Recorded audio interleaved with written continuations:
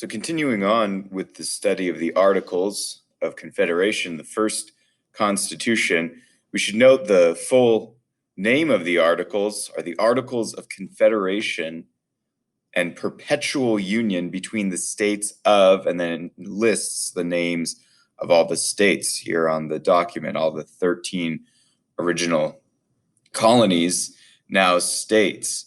And so this is actually important that these details, even just on the front matter of the articles, because it sets up the expectations of what was going on in these states that were joining together. What did they believe themselves to be joining? And it's crucial to understand that the joining of states together after, well, really toward the end of the Revolutionary War in the Articles of Confederation is that they are sovereign states, independent governments over a territorial region. To be sovereign, a sovereign state means no higher political authority exists. It doesn't ask for permission from a higher authority and governmentally to do anything. So it's like the state of Great Britain, the state of France, the state of Spain. It's in these 13 colonies now. States are trying to be recognized by Britain as independent political entities.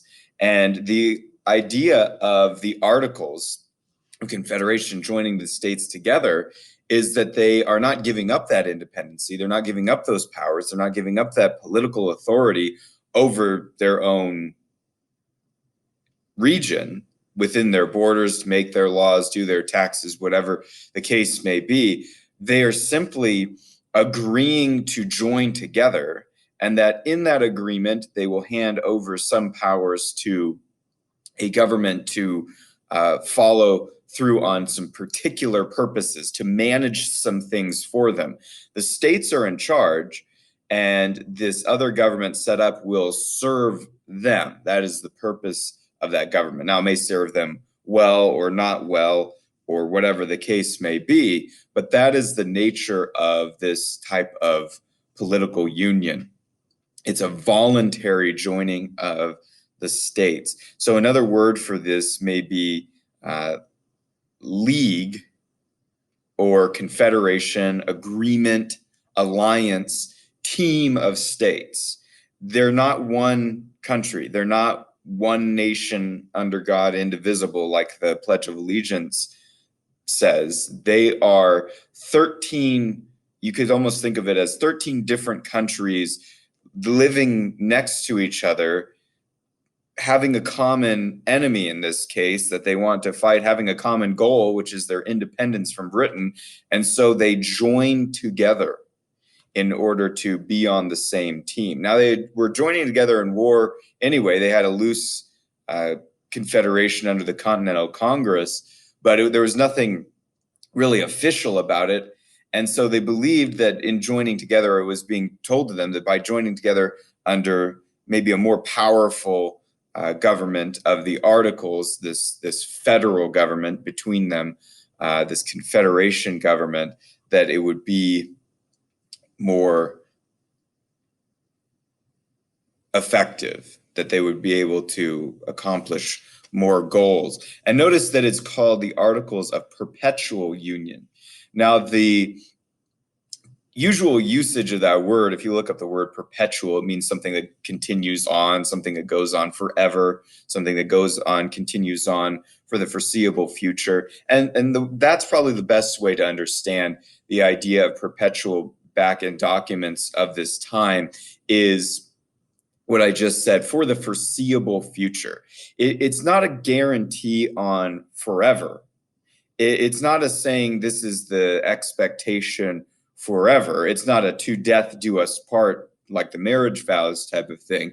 But the perpetual union means that it put no sunset provision into the document, that there was no end date set in sight. So for this foreseeable future, their union will continue to exist, and it hasn't specified that on December 31st in year X, this union is done. It's just the expectation is that it will go on forever as long as it continues to serve the interests of the states. The states, of course, could join it voluntarily. It's an agreement. It's a voluntary compact. And that means they could also leave it voluntarily, which they eventually do, of course, with the Constitution. So it's interesting that this word perpetual is used and that the states are permitted, not permitted, they have the authority, they have the right to exit this union. They eventually abandoned the articles for the Constitution, and whether or not that was a good idea or right, whatever the case may be, that can be talked about, but it cannot be debated that the states understood their authority position as states to choose another form of government under the Constitution, even to exit the perpetual union.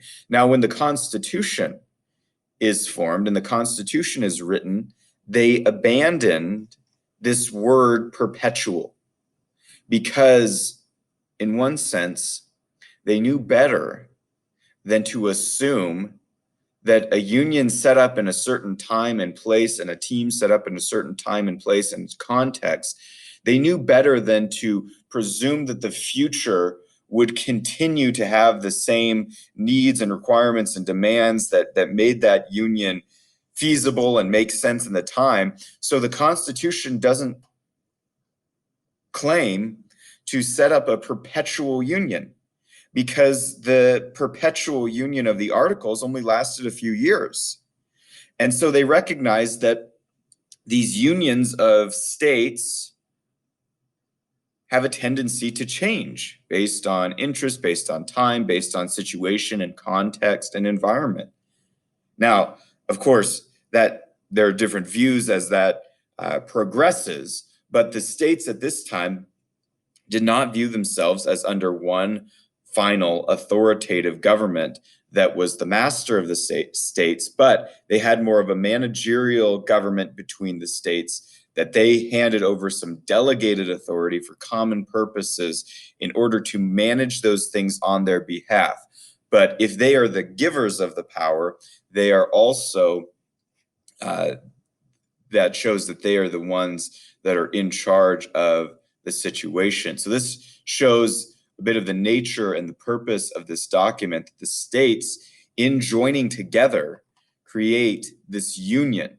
Now, sometime later, it will be argued that the union actually came before the states, that there was a larger feeling of union between the American people, and therefore the people were the larger entity than the states, and therefore the federal government, claiming to come in the name of the people, has the ultimate authority over the states. However, the argument that the union precedes the states, comes before the states in time or any type of reality, is fallacious. It has two problems. One is historical. The states, or the colonies first, existed for a long time before there was any type of confederation, before there was any type of agreement, before there was any type of true union or unity between the states. They were not united. And so that has a historical problem, but it also has a logical problem, that union is created by the joining together of parties. It doesn't exist until the parties decide to join together, thereby creating a union. So a union cannot exist any more than a marriage can exist without spouses. You can't say that the marriage existed before the spouses agreed to it.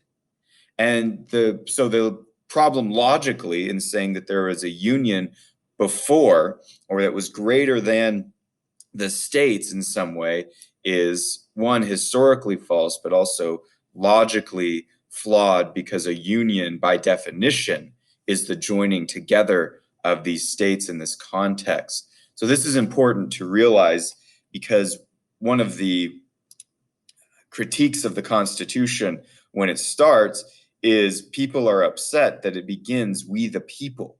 it presumes to speak in the name of the people is one of the charges against it.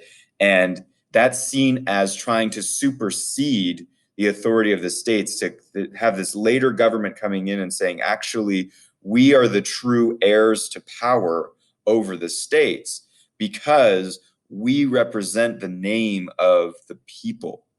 Now, did the people all the people of the states decide on the US federal government?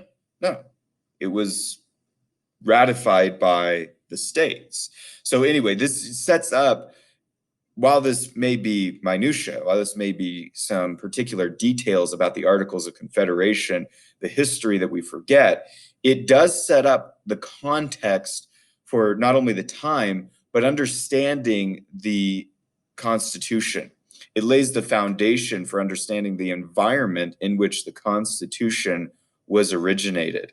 So we have the Articles of Confederation and Perpetual Union between the states, and then each state is named individually, recognizing each state's individual sovereignty over itself as a political entity.